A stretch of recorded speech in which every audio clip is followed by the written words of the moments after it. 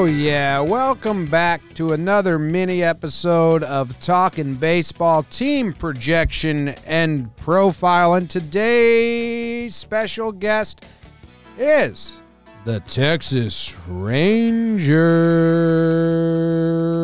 Come on down.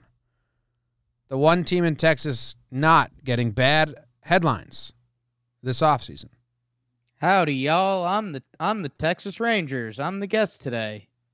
Are you a fan of the original Texas Rangers? Like early West claiming property type shit, or what are we talking about? Yeah. Deputies fighting the good fight, battling with the Indians. Big yes and no. Like, respect the game, but also, I don't know, you could be a bad guy and win so easily. Oh, yeah. Neighbor, nice to meet you. You got your property. Oh, never mind, shot you. You're dead. I haven't seen the guy. This is my property. Sounds like you don't like them. No. I think I laid it out there exactly what I want to say. Respect it, but not for me. Jake is anti-police. Let it be known. Don't know if those words were again uttered. We have no idea your opinion on it, and we're all waiting. I respect all authority, and I think they're trying their best in hard times. Okay, Jimmy hates police officers in 2020. Got it. No, I respect them. We got the quote. I respect. You said our guest was the Texas Rangers. How are we going to do that? I want you to speak as the Texas Rangers. Well, our guest tonight that we're talking about, like when they have, like Will Ferrell's the guest at the Mark Twain Awards, and they just talk about him all night. Right, but that's because he's there and he's about to speak. Sometimes. Oh, sometimes, for sure. Maybe sometimes he goes home and doesn't talk. This is, I'm going to wait to see that one. Where are you at with your Texas Rangers, Jim? Happy with them. I'm like very happy with the Texas Rangers because they're trying to win and putting forth a good effort to win. They have the new stadium this year. What's it called? Globe Life? Globe Life. No, that was the old stadium. The new stadium's probably something else, right? New Globe Life? Glober Life. Glober Life. Globert. Yeah. Okay. Globert Stadium. And I miscalculated on the Rangers all last season because I thought they had so many pieces to trade. Pence, Minor, Lance Lynn. Santana. I thought they had so many pieces to trade, and I was like, start the rebuild. Do it. But I didn't factor in the new stadium, and they don't want to open a new stadium to a rebuilding team. So instead, they took their team, which was middling, and said, no, let's just attack and win with this team, which I admire, and I think they're doing right by the people of Arlington. And I'm happy with the Rangers. I like some of the moves they made. They made trades, Jake. They made free agent signings. They got a new stadium, like whole new year, whole new feel and vibe around the Texas Rangers this year. IMO. Yeah, and I think, well, and maybe there's more of a positive vibe. I mean, this team hung around for a while last year. They were 500 on September 13th or September 12th, and then they kind of skidded home to the finish, 78 and 84.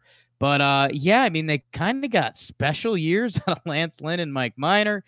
Gallo also got hurt at the end there, and he was kind of their only offensive player that brought it to the table. I see you, Danny Santana and Willie Calhoun. We'll get there. But, yeah, man, these Texas Rangers are exciting. The old man pitching staff, you're either real jazzed up about or is a nightmare. I think this is one of my bigger coin flip teams of the year. If this team finishes 70 and 90, I'm not shocked. If this team finishes 90 and 70, I also don't think I'm shocked because if these guys work out, they could be good. Yeah, the pitching staff is unique in that it's got 5 major league guys. Like, they don't have a rookie in that top 5. They're not banking on a prospect coming up and filling it. Like, they have 5 major league pitchers. And we can get into, like, they traded for Kluber. They got Mike Minor. They got Lance Lynn. They signed Kyle Gibson, and they signed Jordan Lyles. And I don't know how to put this. Like, 1 through 5, they may have one of the only 1 through 5s in MLB where you go, yeah, that guy's a major league pitcher. Not saying fantastic, good, average, bad, but that guy's a major league pitcher. Yeah, I mean, Jordan Lyles figured things out the second half of last year where, he's their fifth starter. And as fifth starter goes, that's a nice dude to have there. And I kind of love it. I mean, we'll see what Kluber's got. Everyone's kind of got a different report on Kluber, that he was like full on dead last year.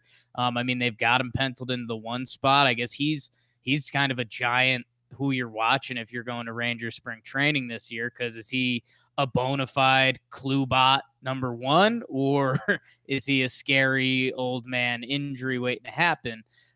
So that's one of the big ones for Texas. But yeah, man, I love it. They're bringing in the new stadium. They've got a pitching staff, and the other thing that I can't speak well enough, but I'm sure our Ranger fans could reach out, is they're doing something pitching wise in Texas. Everyone's focused on what are that other team in Texas, what are they putting on their hands instead of Pine Tar? The Rangers have figured something out, because Lance Lynn and Mike Minor had kind of crazy years last year.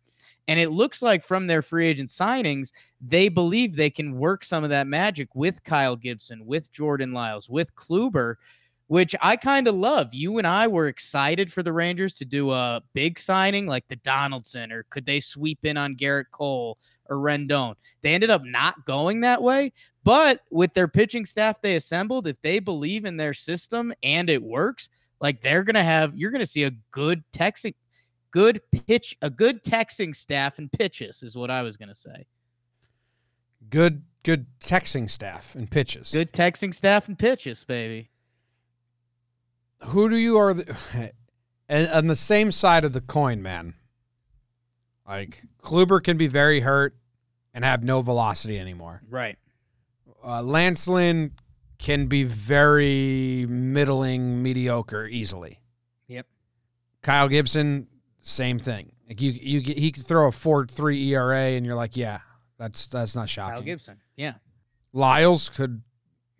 So when you said coin flip, I do like that they went out and got a bunch of major league dudes. I think they'll have the innings there, and you won't have to worry like a bad start's not going to go searching for the new guy immediately, you know?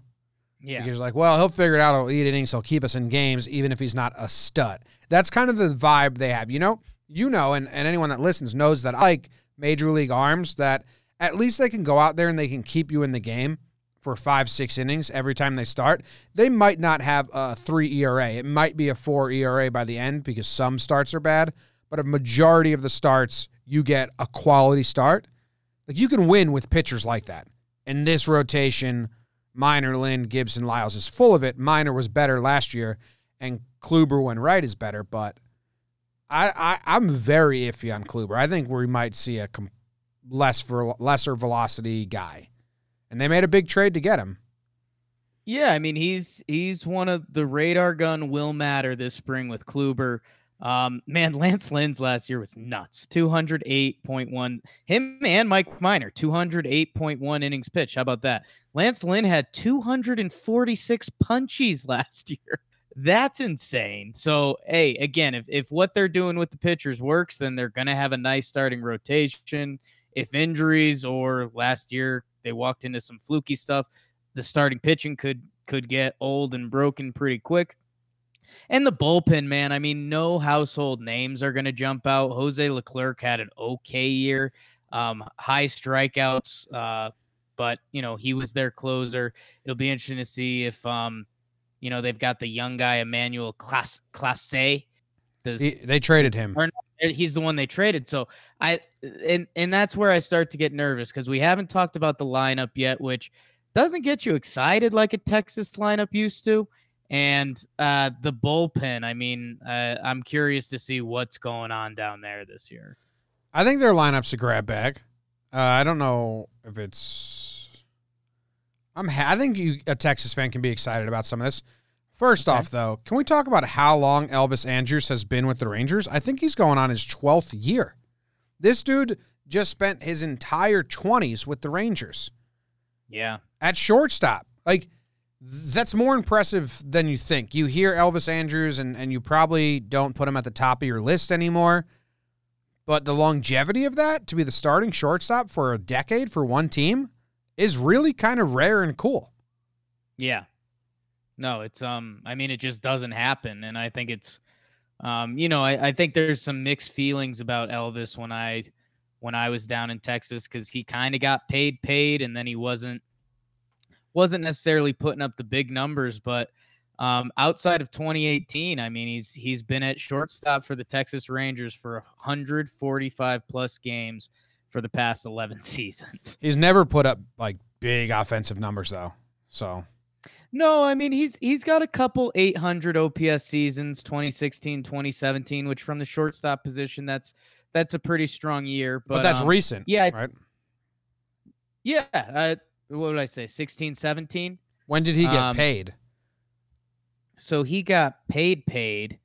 I mean, starting in 2015, but he's going to continue to get paid through 2023. So it'll be interesting to see how the rest of this contract figured out.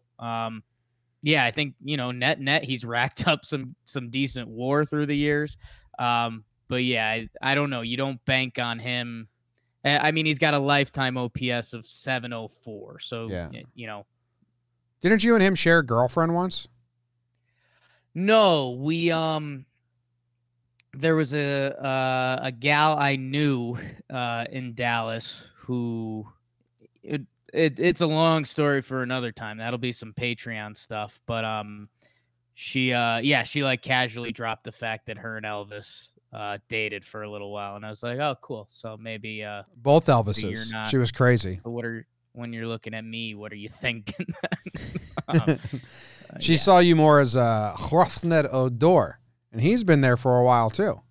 Yeah, it's Odor is kind of a double entendre there, and yeah, man, I think Texas fans are kind of, they love the intensity, they love the punch. He's still young, but I mean, dude, he's got some hitting seasons that are just.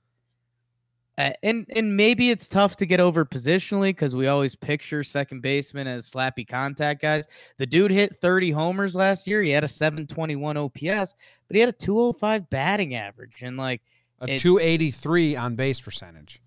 He had a negative WAR. I mean, it's just you wonder how he can have these seasons of fluctuation. 2016, he hit 271 with 33 homers, a 798 OPS.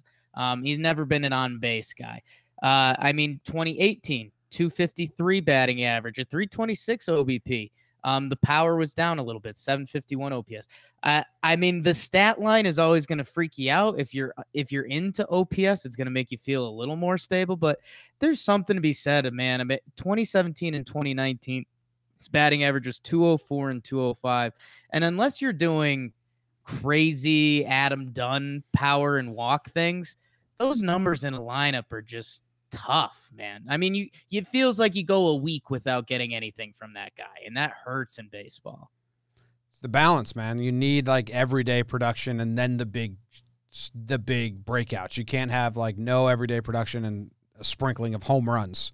It's the old Chris Carter 2016 season with the Brewers. Dude hit like 45 home runs, but in between did absolutely nothing. So they DFA'd him or whatever, It's like the home runs are cool, but you need to put some doubles and singles between them every now and then.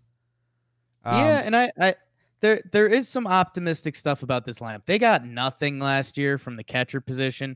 They bring in Robinson Chirinos, who, he's not a special hitter or anything, but for the average MLB catcher, he's going to give you a good performance, and he'll be working with that veteran pitching staff. I know you and I, that secretly makes us light up a little bit. They bring in Todd Frazier, who's, going to be Todd Frazier. Can he get a little Texas boost? We'll see what the hitting stats look like in this stadium. And then it's how much do you believe in Joey Gallo? I mean, he's kind of the only star on this team. Maybe Willie Calhoun can carry it over from last season.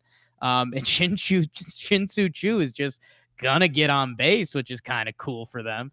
But yeah, it would have been nice if they got one more impact bat for this season. And when I say impact bat, dude, I mean even someone like Yasiel Puig. I feel like he's a guy that would be a nice addition on this team because he's a threat. I appreciate you bringing up Puig, and it's going to derail me because I love him so much. But Right. I want to go back to Shin Soo Choo. Yes. He's another guy. His numbers are more impressive than people think of him. Yeah, it's true. His career numbers, and he's been in the MLB for 15 years, probably 10 years as an everyday player, and his career OPS plus is 122. His career batting average is 275, 377 on base percentage, 826 OPS. Like, those are good numbers for 10-year career numbers. Yeah, and man, timing is everything in life. Write that one down, kids. Because he got his big contract from Texas, and his first year he kind of struggled. I think it was his worst year in the bigs, more or less. And then his second year he bounced back pretty good, but his third year he was basically hurt the whole time. And so that was after age 33. So now your first 2 out of 3 seasons, you got a bad year and a hurt year, with big money still coming. And dude, he's bounced back and he just does what he does. He gets on base. He's going to give you 20 plus homers. And yeah, not bad. He had some fun hair last year. You remember that? Fun guy. It's like dyed bright blonde. Do you think he carries the momentum from Parasite cleaning up this year? Yes. Is that from where he's from? Yeah, it's South Korea. Who else is from South Korea that we talked about on this? Oh, heavy question. Ryu. Last episode, yeah. the Baby Jays. Maybe once we get to G-Man Choi and some other guys, yeah. Do you think that the Rangers deserved this ranking from our fan base that voted? I'm glad you brought that up, Jim. So I started scrolling down the list, and because the fans, again, they did a pretty good job. I think we're heading into a tricky area. You know, I see some teams that I feel like could easily swap place with the Texas Rangers. I don't want to give them away, but, you know, I'm seeing teams as high as like 12, 13, I mean, even 10 that I feel like the Texas Rangers, if everything clicks, Joey Gallo's a star and the pitching staff is getting at it, you know, this team could be up there. If things go awry, Joey Gallo maybe gets hurt again. The old man pitching staff isn't what we think it is. The bullpen is what we think it is. You know, this season could not be that pretty for Texas. But, yeah, and I'm trying to think if there's a bigger coin flip, because, I mean, even a team like the Blue Jays we just did, I mean, we kind of know their best case and their worst case. I don't think there's that much variance. Yeah, and I kind of don't want to give away the teams coming up, but what are your thoughts on that? Initially, I was like, oh, the Rangers aren't that low. Like, come on, they're like trying to win. And then I looked at the rest of the list, and I was like, oh, wait, maybe they are. There's a lot of teams that are trying to win this season. It's different than last year. So, but the results, like the bottom 10 or the bottom 7 were very obvious. The top 7 were very obvious. And this middle area in the polling, and if anyone doesn't know what we're talking about, we put out a poll to rank all 30 teams, and we're doing them in reverse order. And the middle, like the 10 through 20 area was like very just like, you know, if you got 10% of the vote, you won it. It was all over the point. Yeah, and I'm trying to give a good example, and my example, you just can't do it with baseball. I was going to say the Mets. I was going to say, like, the Mets have such good pitching, and they've made additions that, you know, yes, they could have a really good season. It's tough to see their season like fully falling apart. Yet again, it's the Mets, so I get nervous saying that. But I don't know. This Texas team, it feels like, oh, what are those variance bubbles that came out today? Maybe I need to check out theirs, because it feels like Texas should have the largest variance bubble. Variance bubble. I like that. You like that? Yeah.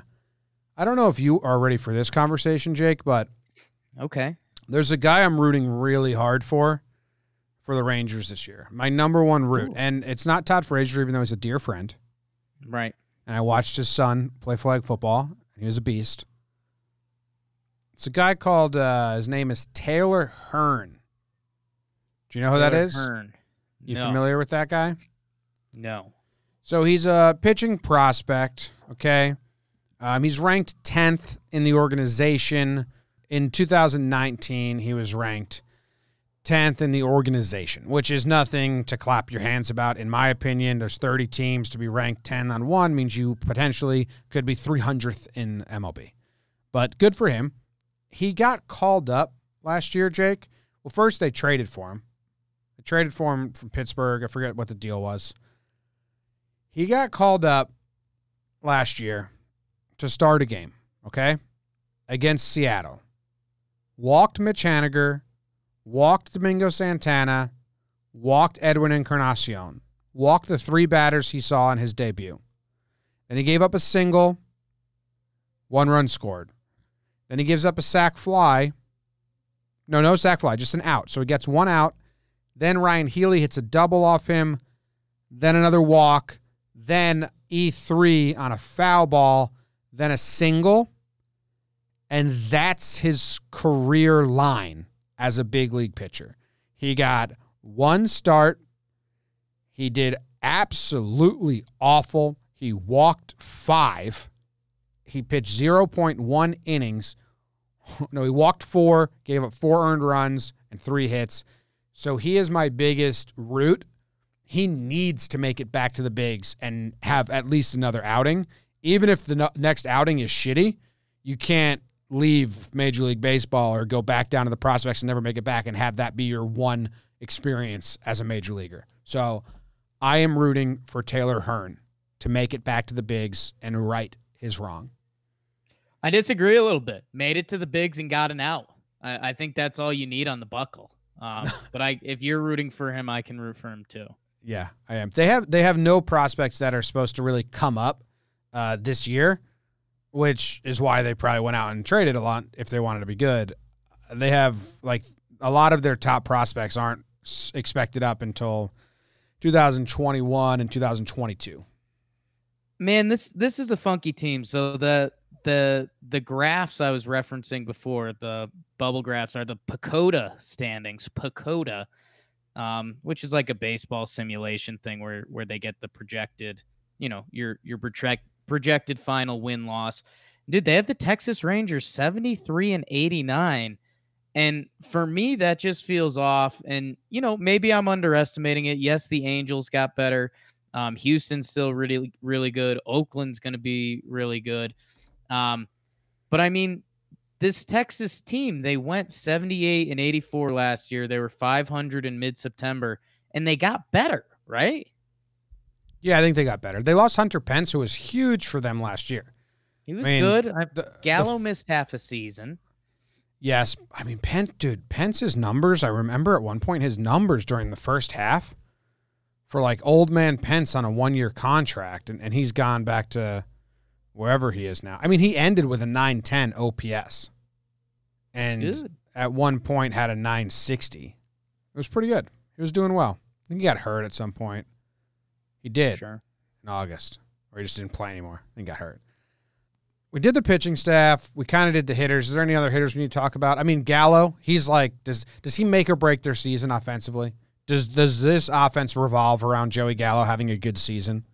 I mean, a little bit. His numbers are actually more impressive than I thought once I got back in there. I mean, he, in 70 games last year, 70 games, he had 22 homers, 49 RBIs, a 389 on base, and a 986 OPS. I mean, that's elite. Is the stadium built for him? It is called Globe Life Field. Okay, so they're keeping the Globe Life going. I like that. Yeah, I don't know. I mean, I think they expected Nomar Mazara to be a bigger hitter for them, and they kind of punted on him this year, trading him to the White Sox. Yeah, I mean, if the Rangers are in wild card contention, I think you have to be saying Joey Gallo's a star and this pitching staff is making it work. Yeah. Oh, so the old place, Jake, was called Globe Life Park in Arlington. Yes. This one's called Globe Life Field. So they've I don't know how you rank parks and fields. I think they've downgraded. I think I have parks above fields. That's tough for me. I'd have to deep dive because I love fields. I mean, those are a signature of sports field where parks sometimes aren't, but in baseball world they are. I have to think about that. Okay. And I was trying to find the dimensions. It should be easy to find. Didn't they do something really cool with the dimensions? They did it after like old players. That was cool. Like down the right field line is 326, and that 26 represents Juan Gonzalez, I think. Johnny Oates. Excuse me. Sorry. 329 to left field. That's 29 for Beltre. 372. The center field's deep. 410 in center, 326 down the line. It plays similar for both righties and lefties. It's 3 feet closer for lefties in that porch at 326. So cool. Huge. Good for them. 1 foot deeper than the old one. Still kind of a short porch, right? Yeah. We talked a lot, Jake. We did a lot. Do they have anyone playing that could be traded if things go south? Last question, conversation to have before we end this one. I mean, if things go south, Todd Frazier, Shin-Soo Choo, maybe Mike Minor. People could be begging for Roughnead to get out of there. Corey Kluber.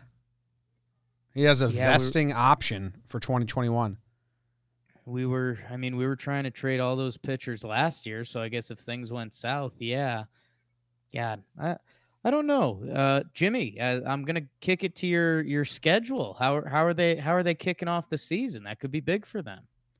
Well, they're gonna have extra oomph already because they have a brand new stadium. So and opening day at the Texas Rangers Stadium is one of the bigger parties in MLB baseball. Bigger than Detroit? People hate when you say MLB baseball. And I think it's up there. I think Texas can give anyone a run for their money. It's a shit show. Okay. They open up on the road. What a bummer. 4-game set versus the Seattle Mariners. Huge. I mean, they should beat them. Oh, the first game at Globe Life Field is the Rangers versus Rangers Futures. So they're playing their own prospects. That'll be the soft opening. Soft opening. Make sure all the vendors are up to par. You don't want one vendor. You put him out for game day, opening day, the real deal, and he's just tripping up and down the steps, spilling peanuts. So you got to do the soft opening against the future players. And then they host the Angels at home, then the Rays, and then they go on the road to face the Rockies, then Houston, New York, White Sox, Phillies. And that's going to be their first tough stretch, it seems. Kind of a mixed bag there. Kind of a coin flip, just like them. I like it. Get it going against the Emners. Bring it home. Keep that momentum rolling, baby. I don't know. I guess the more I look at it and the more I think about it, it's gonna be tough. Again, we're recording these in the future or the past, however you look at it. Go get Puig, and I'll honestly like this team a lot more without much reasoning. What if they trade for Jock? Jock would be cool. I mean, Jock would be cool. I mean, you're starting to get a little lefty, Gallo, Chu, if they were to get someone like Jock, Willie Calhoun. And I mean, Danny Santana's the switch hitter. I'd like to see one more righty impact bat in this lineup. What if Greg Bird cracks the roster? Our old Yankee friend, Greg Bird. He could. I mean, right now they have Ronald Guzman batting ninth, playing first base, which is always a baseball oddity, it feels like. We've always liked Greg Bird, spoiler, partially because we met him and he has a pretty swing.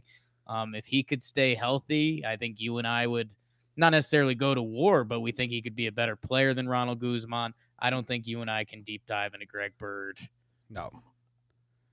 So they finished 2019 with 78 wins. The Vegas over-under for the Texas Rangers is 75.5. This is a brutal one, man. The instinct is to say over, but that division's strong. I am saying over. I think Okay. they will be rewarded for going and doing it. Rewarded for going and doing it. They took the leap. No rebuild. We're going to go get some guys. I think they're going to be rewarded and win 82 games. 82, Joey Gallo. Hell, I'll go over with you. How about that? Hey-o, two friends, both taking the over, having a great time, talking baseball every day, little mini episodes, and that's going to do it for us. Thank you very much for listening.